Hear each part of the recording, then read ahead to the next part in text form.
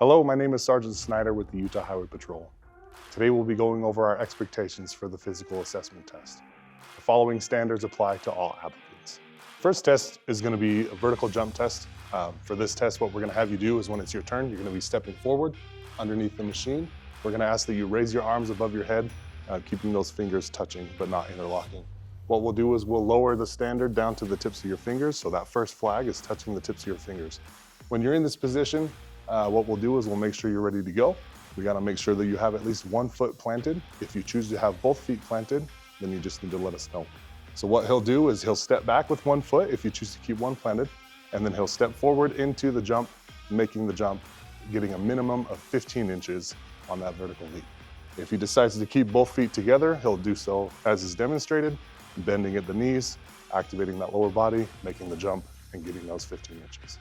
It's important that you remember that you have 3 attempts at this jump, at this test, so don't be worried if you don't get out on the first try. All right, the second test is a plank. With the plank, you'll start out in this position. What we're looking for is a straight line from the shoulders down to your ankles. If you sag at any point or if you tent at any point, we will correct you verbally. You'll make those corrections and continue with the test. Now, the 2 positions that you can do this test from are the upright or straight arm position, as is demonstrated here, or down onto your elbows. When you're down on your elbows, there are multiple ways you can position your hands. You can bring your hands together in a praying position. You can bring your hands together in a closed fist position, or you can flatten your hands down on the mat. What you can't do is you cannot interlock your fingers, and you cannot put one set of fingers over the other.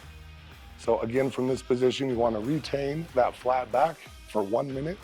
If at any point you drop your knees, or if at any point you finish the test, we are not going to continue. It's just going to end as is. You'll be doing this for 1 minute. The third test is a push-up test. This is an exhaustive effort. It is not timed. We ask that once you start the test, that you do so without resting. So what you'll do is you'll start in the upright position or the plank position, like so. Your hands shoulder width apart and your feet placed as so. You don't move your hands or feet at all once you're in this position. If you do so, the test will stop. You're going to lower yourself towards the floor, breaking a 90-degree plane with the elbows, and then bringing yourself back up. Notice how his body stayed in a planking position.